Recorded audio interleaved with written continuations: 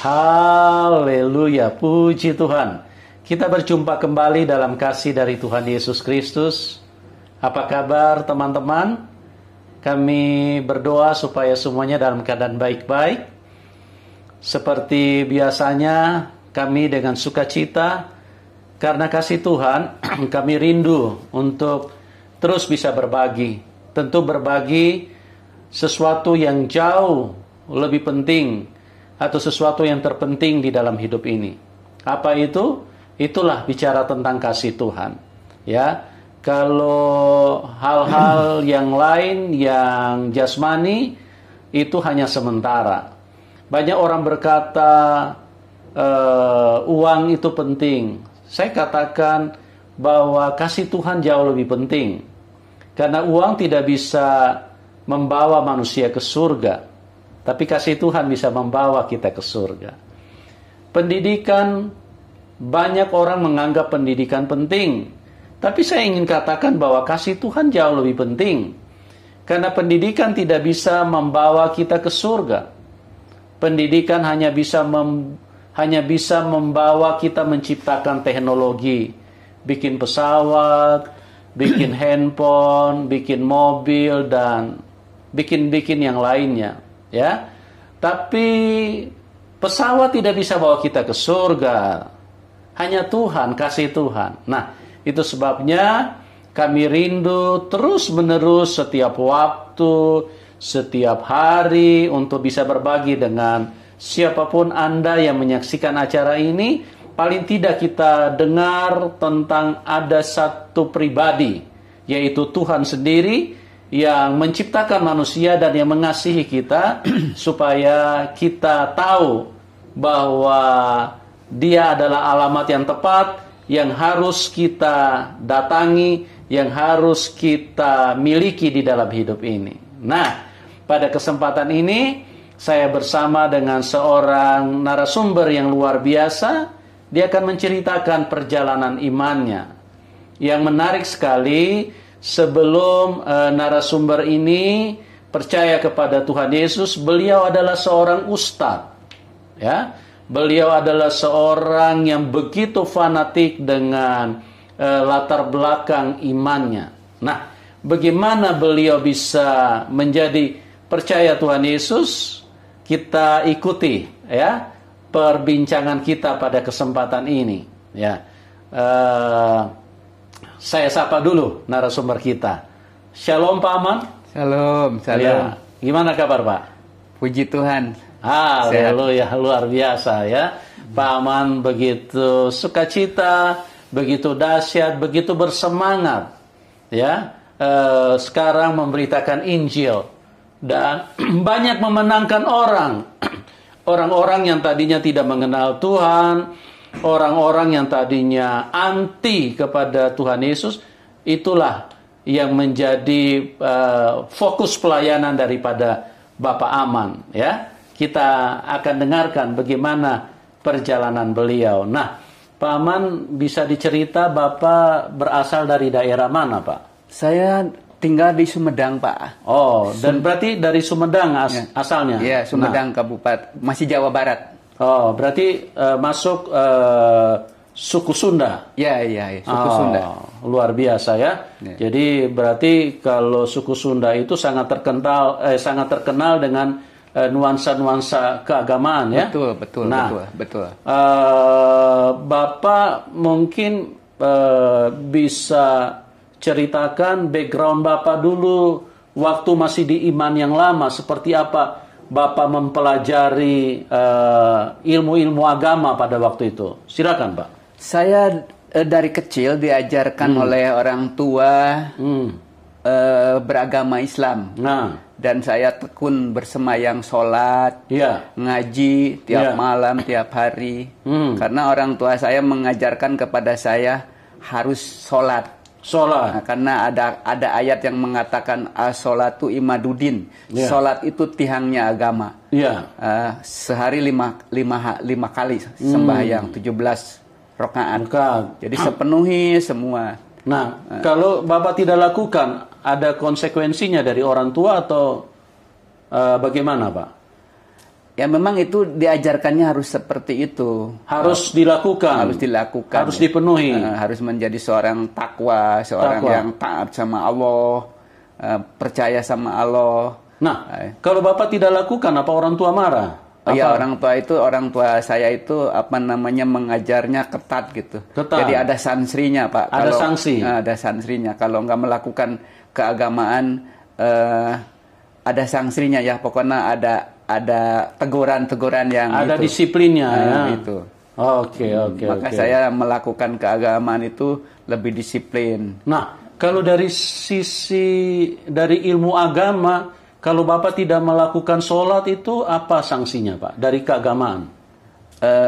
Dari keagamaan itu sanksinya karena orang yang beragama itu harus melakukan keagamaan itu ya, seperti sholat, ngaji. Maksudnya tidak dapat pahala atau mungkin masuk neraka atau apa sanksinya kalau Bapak tidak lakukan? Kalau pengajaran saya dulu tidak jelas masuk surga Pak. Bisa masuk surga? Tidak jelas masuk surga karena kita bisa masuk surga itu disesuaikan dengan amal ibadah gitu. Harus banyak amal ibadah itu. Itu harus dilakukan. Harus dilakukan gitu Pak. Jadi tidak ada kata pasti, tidak ada kata pasti gitu ya. Tidak ada kata pasti, tapi harus lakukan. Harus. Ibadah gitu. Harus dilakukan. Harus dilakukan. Semacam selawat Nabi, ngaji, itu ya sembahyang yang 5 waktu, sembahyang sunat, ada duha, ada tengah malam juga tahajud, itu semua saya lakukan. Bapak lakukan dengan setia. Dengan setia Pak. Oke. Nah, pertanyaan saya Pak, Bapak di dalam mempelajari ilmu agama, apa Bapak dididik di mana? Di pondok pesantren atau cuma didikan orang tua saja? Bagaimana? Kalau dari kecil saya dididik dengan orang tua, saya masuk sekolah SMP juga Senawiyah, SMA Aliyah, bahkan saya sampai dipesantrenkan sama orang tua saya. Oh, di pesantren. Ya. Berapa lama Bapak belajar di pesantren? Ya 3-4 tahun lah. 3-4 tahun. Berarti ilmu agamanya cukup kuat ya? Ya, mungkin kalau di sekuler itu S1 lah gitu. S1 sarjana ya? Sarjana gitu ya. Luar biasa ya. Jadi tidak diragukan lagi dalam ilmu agama Bapak ya? Karena jurusannya juga dai Pak, dakwah Islam Indonesia. Oh, jurusan dai. Ya. Oke. Nah, pada waktu itu apa yang Bapak paham dengan istilahnya pembelajaran yang Bapak tekuni, mulai dari sekolah sanawiyah dan terus kemudian ke pesantren, itu pelajaran yang Bapak terima itu seperti apa Pak? Ya, kalau pelajaran itu ya seperti berbicara pengalaman ya, karena kita harus terus mendekat kepada Allah, beribadah kepada Allah, memuji Allah. Itu ada ganjaran, ada ada pahala, ada hukuman kalau tidak dilakukan kalau begitu. Tidak dihukumkan ada hukuman ya, seperti tadi itu ada hukuman. Jadi apapun yang terjadi itu taat gitu ya. Harus taat. Harus taat gitu. Harus taat gitu. Iya. Nah, tadi kita sudah bincang-bincang sedikit sebelum kita live ini. Tadi Bapak bilang bahwa Bapak juga melakukan syiar. Artinya berarti Bapak seorang ustadz. Betul Pak. Itu bisa diceritakan Bapak melakukan itu di skala apa saja? Maksudnya melakukan ceramah-ceramah itu di mana saja pada waktu itu? Saya karena di Jawa Barat ya, sampai di Cirebon, di Subang, Sumedang, Pemanukan, ya Tasikmalaya ya, di sekitar Jawa Barat aja Pak. Bapak melakukan ceramah-ceramah syiar ya? Undangan itu. Oke. Nah, terus kita balik sedikit ke pendidikan nih. Waktu Bapak sedang belajar ilmu-ilmu agama, bagaimana pemahaman Bapak dengan agama lain yang berbeda iman? Apa yang Bapak pahami pada waktu itu? Yang saya pahami, karena ada ayat yang mengatakan agama Islam itu yang paling diridhoi Allah dan paling di sisi Allah. Jadi secara manusialah nomor wahid gitu ya. Ya, nomor satu lah nomor ya. Satu ya. Jadi tidak bisa menengok ke kiri ke kanan. Yang lain itu mah yang bukan Islam malah kafir.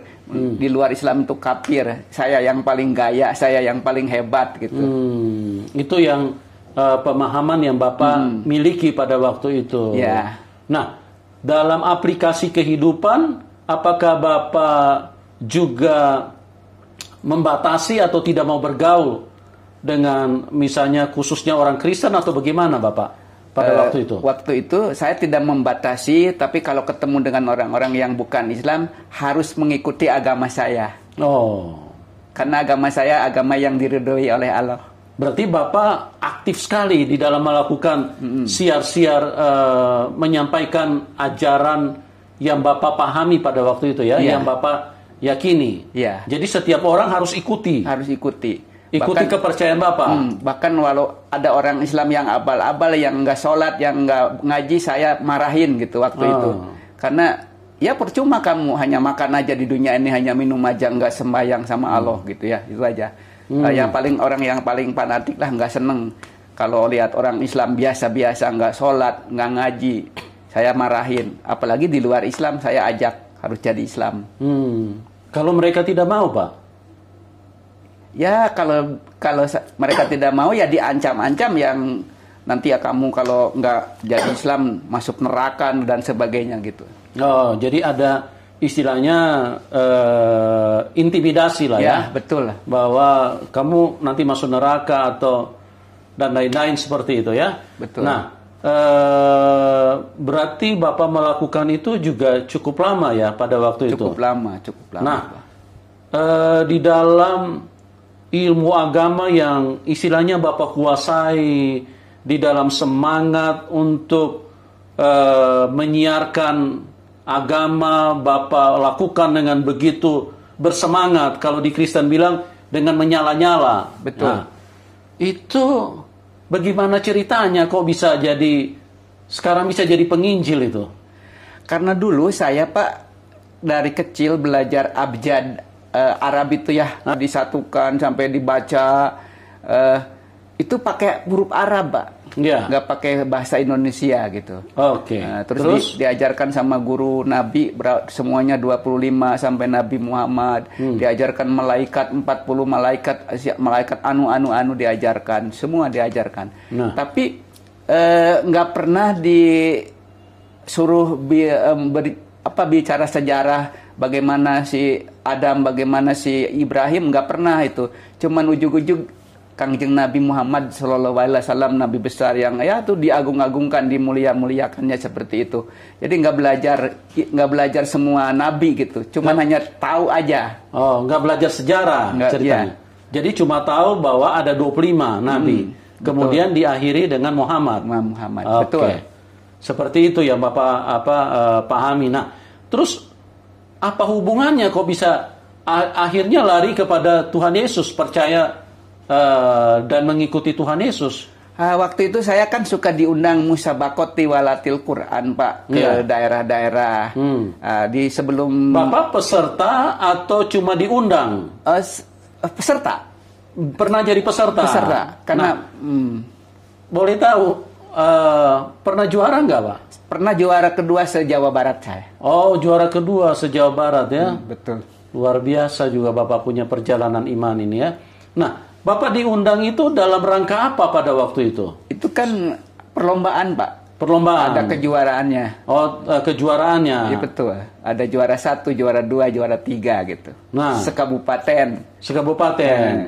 Nah, terus mengarah ke akhirnya meninggalkan iman Bapak seperti apa ceritanya nih? Saya sebelum pergi kan harus persiapan. Iya. Karena kalau mengaji kan harus ada ketuknya, ada suaranya itu, panjang pendeknya. Yeah. Seperti kan itu harus logatnya itu harus bagus gitu kan. Harus bagus, harus pas ya. Harus pas gitu. Karena kalau baca Al-Quran beda dengan baca huruf Latin beda gitu. Iya, Pak. iya, iya. Ada lekak-lekuk naik turun. Iya, naik turun kayak intonasinya kayak lagu ya, kayak ini ya. Iya, iya. Kayak apa nyanyi gitu ya. Itu yang dinilai dewan juri kan seperti itu. Nah, terus bagaimana kok bisa akhirnya kok meninggalkan keyakinan Bapak? Saya di situ punya Al-Quran, ada terjemahannya Pak. Ada terjemahannya. Ada terjemahannya. Memang sebelumnya Al-Quran Bapak tidak ada terjemahan? Tidak ada, karena saya tidak boleh sama guru saya pakai terjemahannya. Alasannya? Alasannya itu bahasa Arab nggak boleh diterjemahkan karena untuk orang-orang Arab Pak waktu itu. Untuk orang-orang Arab, jadi tidak boleh diterjemahkan. Karena kan tinggalnya di Arab untuk orang-orang Arab. Tapi kan kalau udah ada di Indonesia mungkin harus ada terjemahan, tapi waktu itu masih nggak ada juga gitu. Masih nggak ada. Ya kalau nggak diterjemahkan bagaimana orang Indonesia mengerti Pak? Iya betul Pak. Udah gitu. Oke. Terus pada waktu Bapak diundang musabaka itu, nah itu Al-Quran yang Bapak pegang itu ada terjemahannya? Ada Pak. Waktu yang mau dibacakan? Ada itu. Apa yang terjadi pada saat itu? Waktu itu saya mempelajari di rumah, karena yang dikomandangkan kalau di musabakoh di Walatil Quran zaman dulu saya bukan di gedung Pak, di halaman rumah, pakai tenda-tenda begitu. Jadi ditonton sama orang itu di halaman rumah gedung, pakai tenda gitu. Nggak pernah di gedung atau di wisma atau di hotel, nggak pernah Pak. Yeah. Jadi kalau misalnya di Sumedang itu bukan di kantor kecamatan, bukan paling di depan kantor desa gitu. Karena yang menonton itu kan rata-rata di luar gitu. Iya. Nah, itu seperti itu. Nah, terus terjemahan apa yang Bapak lihat yang membuat Bapak akhirnya meninggalkan iman Bapak gitu loh? Ya, waktu itu saya melihat yang tadi yang Nabi 25 itu. Nabi Isa itu dikatakan di Al-Quran itu besar di dunia, besar di akhirat. Bahkan saya kan setiap hari membaca surat Al-Fatihah itu, Sirotol Mustaqim, tunjukkanlah aku Sirotol Mustaqim. Sesudah itu saya belajar, ternyata di Al-Quran itu lebih banyak berbicara Isa itu. Dikatakan di surat Al-Jukhruf pasal 43 ayat 61, wa innahu la ilmu sa'ati palatan taruna biha wa tabi'uni hadal Sirotol Mustaqim. Sesungguhnya tidak ada seorang pun yang tahu hari kiamat, hanyalah aku, kata Isa Al-Masih. Inilah jalan yang lurus. Saya dari situ ketemplak sama firman itu, Al-Quran itu. Kok kenapa Isa jalan yang lurus? Kan manusia biasa. Nah, itu dari situ Pak. Oh, dari situ Bapak. Tapi saya tidak langsung percaya Isa itu Tuhan, karena belum tahu siapa yang ngasih tahu Isa itu Tuhan. Kan bukan Tuhan, Isa itu manusia. Nah, tapi melihat perikop ayat-ayat itu sangat janggal sekali gitu, sangat pengen penasaran kok siapa Isa gitu kan, kok bisa ngomong begitu. Nah, dari situ saya belajar dari Al-Quran masih di rumah gitu, belajar. Karena kalau yang dikomandangkan di MTQ itu bukan ayat-ayat Al-Quran Isa, bukan, nggak pernah baca itu. Paling Al-Maidah, Al-Baqarah, nah itulah nggak baca itu gitu. Nah, puji Tuhan, nah, seperti itu Pak. Oh, jadi Bapak pada waktu ikut MTQ itu Bapak memegang Al-Quran yang ada terjemahannya.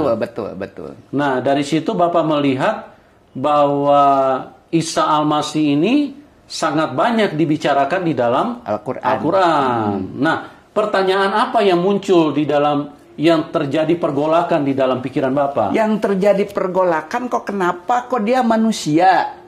Tapi kok bicara bisa besar di dunia, besar di akhirat. Ayatnya di Al-Imran pasal 3 ayat 45. Idkolati malaikati ya Maryama wajihampit dunia wal akhirat wa minnal muqarrabin. Sesungguhnya Maryam akan mengandung dan melahirkan seorang anak namanya Al-Masih. Isa putra Maryam, seorang terkemuka di dunia, terkemuka di akhirat. Yang menjadi pertanyaan saya, kenapa kok manusia bisa berkuasa di akhirat? Terkemuka di akhirat. Kalau terkemuka berarti nomor satu. Nomor satu. kalau terkemuka di dunia mah ya mungkin Bapak Presiden masih terkemuka ya di Indonesia. Di Indonesia. Nomor 1 di Indonesia. Kalau sudah terkemuka ya tidak ada duanya itu. Iya, betul. Pasti dia. Nah, dalam pengertian Bapak berarti kan selama ini Tuhan yang terkemuka kan? Betul. Kalau di akhirat kan? Nah, itu yang berarti yang terjadi pergolakan di dalam hidup Bapak. Iya, kenapa pergolakan? Karena Allah. Yang besar di dunia mah, yang besar di akhirat hanya Allah. Kenapa Isa? Itulah pertanyaan saya, kenapa Isa? Itu Pak. Terus apa yang terjadi setelah Bapak melihat itu? Jadi gelisah Pak. Kenapa kok saya nyembah nabi-nabi lain? Udah gitu saya diungkap semua Al-Quran Pak. Diungkap itu mengenai Isa. Bahkan di Maryam pasal 19 ayat 19 dia mengatakan, Jibril berkata kepada Maryam, kamu akan mengandung seorang anak yang suci. Kan yang suci mah Allah Pak. Iya, betul. Itulah setiap saya baca itu timbul pertanyaan, yang suci itu Allah bukan Isa. Kenapa Isa gitu? Nah itulah yang menjadi gejolak muncul. Jadi terjadi guncang ya. Guncang gitu ya. Jadi Bapak percaya Tuhan Yesus itu bukan karena diinjili orang? Enggak ada, saya emang enggak ada yang berani nginjil. Saya ustad lah, kalau dulu saya pakai fisik, kalau ada yang ngomong Isa itu tempiling gitu. Oh gitu. Jadi takut mereka mendekati saya, takut. Karena Bapak memang memagari diri dengan inilah keyakinan yang paling benar. Karena tidak ada agama di muka bumi ini yang diridhoi Allah. Ada ayatnya Pak di Al-Imran pasal 3 ayat 19. Oh gitu. Berarti Bapak sangat kuat ya. Bapak punya keyakinan pada waktu itu ya. Betul. Luar biasa ya. Kuasa Tuhan Yesus tidak bisa dibantah teman-teman ya. Ini Pak Aman sampai meneteskan air mata karena apa yang telah terjadi di dalam kehidupannya, bagaimana beliau begitu fanatik, begitu taat, dan begitu yakin dengan apa yang dia jalankan pada waktu itu. Tapi kasih Tuhan mengubahkan hidupnya. Kuasa Tuhan datang dan mengubahkan kehidupannya. Dan akhirnya beliau yang tadinya begitu istilahnya begitu anti terhadap firman Tuhan, anti kepada Tuhan Yesus, sekarang beliau adalah orang yang sangat mengasihi Tuhan. Bahkan menjadi seorang pemberita Injil. Luar biasa Tuhan Yesus. Luar biasa ya. Saya sebagai hamba Tuhan, saya dengar cerita beliau aja saya sangat diberkati. Dan saya percaya siapapun Anda, kalau Anda mau buka hati, buka pikiran, Anda sedang diarahkan untuk keselamatan hidupmu. Karena Kisah Rasul 4 ayat 12, di bawah kolong langit ini tidak ada nama lain yang olehnya manusia bisa diselamatkan kecuali di dalam nama Tuhan Yesus. Nah, kita ikuti terus perbincangan dengan Pak Aman. Nah, Pak Aman, nama panjang Bapak bisa disebutkan? Pak Aman Suherman. Pak Aman Suherman ya. Iya. Kalau Suherman itu memang rata-rata biasanya dari Sunda ya Pak ya, dari Jawa Barat ya. Betul. Oke. Nah, terus setelah kejadian itu Bapak mulai guncang nih. Kok ini ada manusia tapi kok terkemuka di dunia dan terkemuka di surga? Berarti dia ini adalah yang maha kuasa. Betul. Itu di dalam pemikiran Bapak. Iya. Nah, terus Bapak pernah tanyakan nggak sama istilahnya yang pendahulu-pendahulu Bapak yang pernah mengajarkan Bapak tentang ilmu-ilmu agama? Ya, justru saya waktu itu penasaran Pak. Jadi datang ke sebuah kota di Jawa Barat, Tasikmalaya.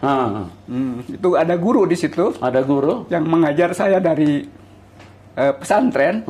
Saya tanya mengenai ayat itu. Mengenai Isa Al-Masih nih.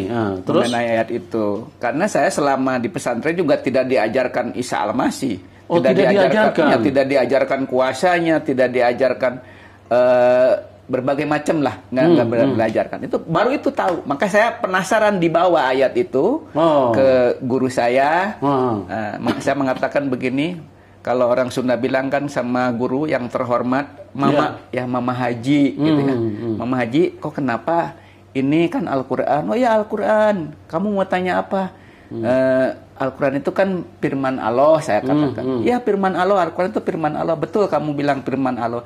Ya kalau firman Allah itu kan ya dan amin ya, nggak bisa dikurangi, nggak bisa dilebihi, tambahan. Terus mau tanya apa kamu katanya? Ya saya mau tanya Pak, ini surat Al-Imran pasal 3 ayat 45. Kok kenapa Isa Al-Masih itu dikatakan Al-Masih, bukan Isa dulu, Al-Masih dulu. Al-Masih besar di dunia, besar di akhirat. Nah, itu si guru saya sambil orang Sunda bilang ngahulang meneng gitu. Kenapa kamu nanya itu? Dibaca. Jangan baca ayat. Jadi dia langsung poin, jangan dibaca ayat, jangan baca ayat-ayat. Mengelak. Terus kasihkan lagi ke saya ayat yang lainnya, Maryam 19 ayat 19 dikatakan. Bapak tunjukin ayat yang lainnya. Ya. Terus ini Isa kok kenapa di sini dibilang suci katanya. Nah, terus dia menjawab sama saya begini, ya kalau anak yang baru lahir semua juga suci, belum dosa katanya. Oh iya gitulah. Jadi saya juga mangut gitu. Oh ya Bu. Enggak mendalam ya. Terus lagu bilang begini, Al-Jukrub bilang begini Pak. Dia tahu hari kiamat, kan yang tahu hari kiamat Allah gitu. Si Mama Haji ini semakin bingung karena dari ayat itu saya langsung banyak gitu yang ditanyain seperti ayat-ayat itu. Bahkan ya karena saya belajar lama sebelum selama itu lama itu belajar. Jadi akhirnya saya belok sama belajar sama Isa itu, surat-surat Isa, Maryam, bahkan dikatakan di situ di surat Al-Maidah 46 dikatakan itu Isa itu punya kitab namanya Injil, yang kitab yang bercahaya gitu ya. Wah luar biasa. Dia semakin marah sama saya. Bahkan ngusir. Kamu pulang aja lah, jangan tanya-tanya itu capek katanya. Nanya-nanya ya itu udah di agama Islam nggak ada yang nanya-nanya kayak gitu kayak kamu. Kamu jadi gelo, murtad katanya. Bisa-bisa jadi orang kafir katanya. Nggak bilang orang Kristen, bilang orang kafir nanti. Padahal itu ayat tertulis di dalam Al-Quran. Al-Quran ya. Nah, udah gitu ya saya juga nggak ambil pusing. Masa saya berantem sama orang tua ya. Waktu itu kan saya masih muda. Jadi nggak berani. Dikatakan orang Sunda bilang kok belegug ya sama orang tua melawan begitu. Ya Mama kalau udah begitu mah nggak apa-apalah. Nggak ada jawaban juga, saya mau pulang aja. Bahkan dari Bandung ke Tasikmalaya kan jauh sekali. Pulang. Udah pulang saya juga ya itulah gelisah Pak. Nah, udah gelisah saya. Waktu itu saya Pak tahun 90-an itu saya kerja cukup, kalau cari uang lah mudah lah. Tahun 90-an ya. Mudah cari uang, nggak kesusahan uang karena saya orangnya mau tekar, kerja bangunan bisa, kerja itu bisa, kerja. Yang penting serabutan jadi duit dah. Tapi kebingungan, bingungan kenapa begini gitu. Udah gitu saya di tahun 92 jadi seorang manor bangunan di satu proyek. Saya ketemu dengan satpamnya orang Kristen Pak, orang Papua. Saya malam-malam ngobrol sama dia, nanya, berbincang-bincang juga berdebat masalah agama. Nah, dia bilang begini, Pak, kalau Bapak kalau nanti meninggal masuk surga enggak? Wah enggak, saya mudah-mudahan insya Allah masuk surga. Dia bilang kalau saya pasti katanya. Saya makin marah, kenapa kamu pasti? Enak aja gitu. Kenapa kamu bilang pasti? Karena saya mah percaya Tuhan Yesus, kata si satpam itu Pak. Siapa Tuhan Yesus itu? Saya ngobrol tadi dengan Al-Quran itu, Isa Al-Masih. Dia bilang begini, oh itu Isa Al-Masih itu Tuhan Yesus Pak. Enggak, saya bilang. Saya mau tanya kalau Tuhan Yesus Isa Al-Masih, saya mau percaya. Tuhan Yesus di mana lahirnya? Oh di kandang domba katanya. Saya bilang, kalau Tuhan saya mah, kalau Isa Al-Masih mah ini lahirnya di bawah pohon korma, kata saya begini. Bahkan itu korma itu berjatuhan waktu si Maryam ngeden. Bukan. Oh iya Pak itu begitu. Karena versinya beda Pak. Wah saya terus semalaman ngobrol sama satpam itu. Saya bilang Isa Al-Masih begini. Pak kalau begitu mah harus terima Tuhan katanya. Saya kan orang Sunda, kalau terima dikasih kan. Apa sih terima? Terima dalam hati katanya. Saya waktu itu dilayani dengan mahasiswa Universitas Parahyangan Pak di Cimulait Bandung ini. Ya menerima Tuhan. Akhirnya nerima ya, percaya sama Tuhan Yesus tahun 94, menerima Tuhan Yesus ya. Ya seperti itulah. Jadi ada kabar ke tadi Pak Ustadz, teman-teman semua, ya akhirnya dikucilkan dan ketahuan juga sama keluarga. Puji Tuhan, kalau sekarang bilang puji Tuhan, kalau dulu mah nggak bilang puji Tuhan. Ya mau tidak mau karena diusir sama keluarga, jadi keluar dari diusir rumah. Sama orang tua. Karena percaya Tuhan Yesus. Karena percaya Tuhan Yesus. Saya diusir sama istri. Istri tadinya istri nggak boleh ikut, harus dicerai kan, karena cerai nggak ada turunan kok, orang Sunda jadi karesten, kafir, murtad, gila mendadak kamu. Jadi nanti bakal disimpan di neraka paling bawah katanya. Oh seperti itu ya. Puji Tuhan, saya melangkah karena diusir. Pernah tidur juga saya di pinggir jalan minggu-minggu Pak. Tapi saya tetap bawa Alkitab, di Alkitab bilang, itu saya belum dewasa ikut Tuhan Yesus, baru beberapa bulan ikut Tuhan Yesus. Tapi Alkitab mengatakan begini, kalau kamu ikut aku harus pikul salib. Oh, saya nggak ngerti Pak, saya nggak ngerti pikul salib seperti gimana gitu. Jadi saya nggak ngerti sama sekali, karena Alkitab juga belum dibaca semua, nggak tahu. Baru baca itu, baru baca ayat-ayat selewat itulah. Tapi ada ayat yang mengatakan kamu harus pikul salib dan sangkal diri. Saya seperti gimana pikul salib? Puji Tuhan, saya tinggal di pinggir jalan berminggu-minggu. Kalau minggu saya masuk ke gereja. Waktu itu saya dengar puji-pujian bersama Yesus lakukan perkara besar. Iya. Bersukacita, bergairah. Bahkan pendeta kalau mau pulang jemaat bilang begini, diberkatilah. Pulang kamu dengan membawa damai sejahtera dari Allah Bapa, dari Tuhan kita Yesus Kristus. Persekutuan yang manis dengan Roh Kudus, kata pendeta. Tapi saya sesudah pulang dari gereja nggak ada damai sejahtera. Sama sekali nggak ada damai sejahtera. Walaupun tadi Bapak pendeta bilang damai sejahtera nggak ada. Saya tinggal di pinggir jalan berminggu-minggu. Waktu itu anak saya masih umur 8 bulan. Saya gendong-gendong. Hampir putus asa. Dengan istri Bapak diusir? Dengan istri, karena diusir. Hampir putus asa. Karena melihat ke belakang. Kok ikut Yesus seperti ini ya? Mending balik lagi lah ke situ. Karena di situ mah nyaman. Tapi lihat lagi firman, ikut aku akan dibenci, dicaci. Saya dari situ baca ayat Injil Matius pasal 1 terus dibaca sampai ayat di pasal 5 itu. Tuhan bilang begini, kamu akan dibenci, akan dianiaya kalau kamu ikut aku, katanya. Kenapa tuh bisa dianiaya? Kan Tuhan, kan Allah berkuasa. Dari situ saya punya pikiran, mau pulang lagi lah ke sana. Tapi saya baca lagi di firman Tuhan, saya baca lagi. Kamu sudah dipindahkan dari gelap kepada terang yang ajaib. Amin. Waduh, saya makin bergejolak, Pak. Apakah lanjut ikut Yesus? Berminggu-minggu saya tidur di jalan. Satu hari saya 1 minggu itu ikut ke gereja. Budalan dari gereja saya nggak pulang, bingung mau kemana. Saya duduk di gereja itu, di bawah itu ada ruangan kecil, ada kursi kayak begini. Saya duduk sama istri sama anak digendong. Sampai kebaktian ketiga dimulai belum pulang. Ada orang yang nanya sama saya, Pak. Majelis gereja, kok kamu nggak pulang?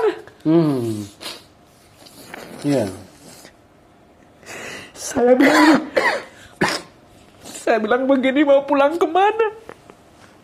Karena saya nggak ada rumah, paling tinggal di proyek. Arsitek bilang begini sama saya, nggak boleh bawa keluarga ke proyek karena bukan rumah keluarga, ini mah hanya pekerja bangunan. Udah begitu saya tinggal di rumah, udah jadi rumah saya, katanya. Saya belum kenal, ternyata bapak itu majelis gereja. Ya puji Tuhan, saya tinggal di situ. Terus Pak? Sesudah tinggal di situ di rumah majelis tanya, kenapa kok nggak pulang dari gereja? Saya Pak udah 1 bulan saya tidur di pinggir jalan karena diusir oleh keluarga. Karena saya ikut Tuhan Yesus. Saya udah dibaptis, sudah ketahuan. Oh begitu ya? Ya katanya. Udah ya tinggal di sini.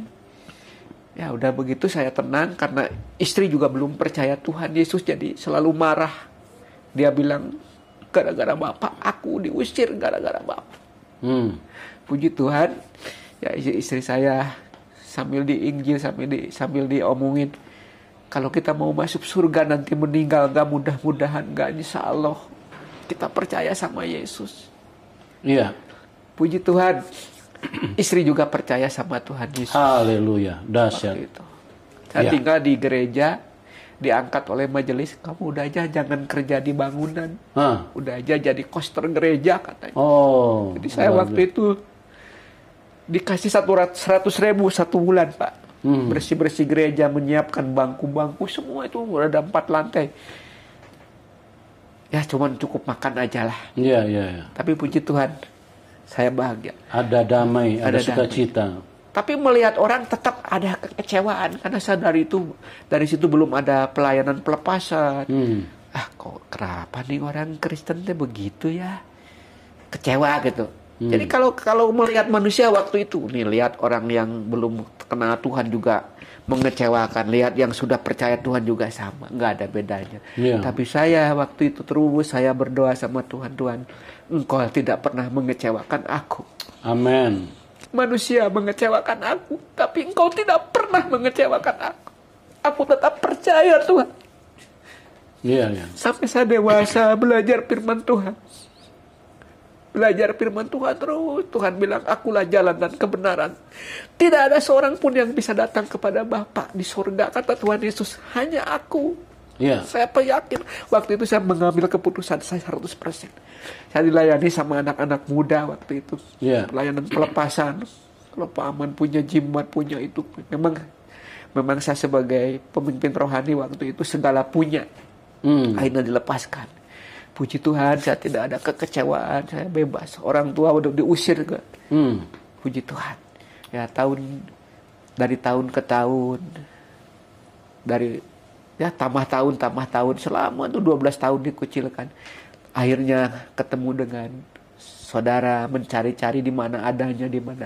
Puji Tuhan, saya Injil, saya kabarkan, Akang, kalau mau masuk surga tidak mudah-mudahan kita pulang dari dunia ini, percaya sama Isa Al-Masih, Yesus Kristus. Puji Tuhan, sampai ya seperti itulah saya. Dan jadi saya seperti itu. Oke, teman-teman, luar biasa ya, Pak Aman mengalami perjalanan yang tidak mudah ikut Tuhan karena beliau pada waktu itu belum mengerti tentang Injil. Tapi kuasa Roh Kudus bekerja di dalam hidupnya. Dia merasa kaget sekali karena Injil mengatakan ikut aku harus pikul salib. Beliau karena percaya kepada Tuhan Yesus, beliau harus diusir dan berminggu-minggu tidur di pinggir jalan. Bawa istri, bawa anak masih kecil. Dan ini memang tidak mudah. Tapi kita perhatikan bahwa Tuhan Yesus itu setia. Karena Tuhan Yesus menyertai firman-Nya, apa yang tertulis di dalam Alkitab. Pak Aman sampai sekarang tidak mundur dari ikut Tuhan. Bahkan semakin hari semakin kuat di dalam Tuhan. Semakin hari semakin setia kepada Tuhan. Nah, ini adalah sesuatu berkat yang luar biasa. Bagaimana seseorang yang tadinya berlatar belakang ustadz, terus kemudian meninggalkan keyakinannya, bukan hanya meninggalkan keyakinannya, meninggalkan pekerjaannya, dan sekarang beliau menjadi pemberita Injil. Beliau, Pak Aman, pernah belajar di pesantren selama 3 tahun. Sekolah juga sekolah keagamaan dengan didikan-didikan yang luar biasa. Tapi kasih Tuhan begitu luar biasa di dalam hidupnya. yang seharusnya kalau Tuhan Yesus itu hanya sekelas manusia, Pak Aman tidak mungkin dilirik sama Tuhan. Kan dia tidak percaya sama Tuhan Yesus. Dia anti sama Tuhan Yesus. Kalau ada orang bicara tentang Tuhan Yesus di depan dia, bisa ditempeleng sama beliau. Karena beliau fanatik sekali dengan agamanya, dengan keyakinannya. Beliau tidak mau mendengar apapun kecuali keyakinannya, kecuali agamanya. Itulah yang terjadi. Nah, pada waktu itu Bapak dilepaskan itu karena Bapak juga punya pegangan, artinya jimat-jimat atau apa, Pak? Betul, Pak. Oh. Dan pada saat Bapak didoakan, dilepaskan, doa pelepasan dilakukan oleh orang gereja, anak-anak muda. Betul. Apa yang terjadi? Berarti Bapak terlepas dari ikatan-ikatan seperti itu, ya? Ya, ada damai sejahtera. Kalau sebelumnya saya kalau lihat orang yang menyakiti dendam gitu ya, ngumat gitu. Tapi sesudah dilepaskan, saya ada kedamaian, ada sukacita. Ya, karena juga lihat firman Tuhan mengatakan, kalau kamu mengampuni orang lain, maka aku mengampuni. Seperti itu, Pak. Ya, luar biasa ya. Jadi teman-teman, inilah perjalanan hidup dari seorang yang tadinya mantan ustadz, ya, sekarang menjadi pemberita Injil. Teman-teman yang diberkati boleh dukung Pak Aman supaya beliau di perjalanan imannya memberitakan Injil. Bahkan beliau istilahnya sudah tidak muda lagi. Dan jika Anda diberkati boleh dukung beliau supaya beliau bisa memberitakan Injil sesuai dengan panggilan hidupnya dari orang yang berbeda iman sekarang menjadi orang yang percaya kepada Tuhan Yesus, ya. Dan doa saya juga buat teman-teman supaya kasih karunia Tuhan menyentuh kehidupanmu, siapapun Anda, karena kita perlu kasih Tuhan, ya. Terima kasih buat semuanya, terima kasih buat Pak Aman atas kesaksiannya. Tuhan memberkati Bapak. Tetap setia ya, Pak. Amin. Sampai Tuhan bawa kita pulang ke surga, ya. Amin. Oke, terima kasih buat semuanya. Tuhan Yesus memberkati dan kita berjumpa di program selanjutnya. Dan salam kemenangan buat kita semua. Amin.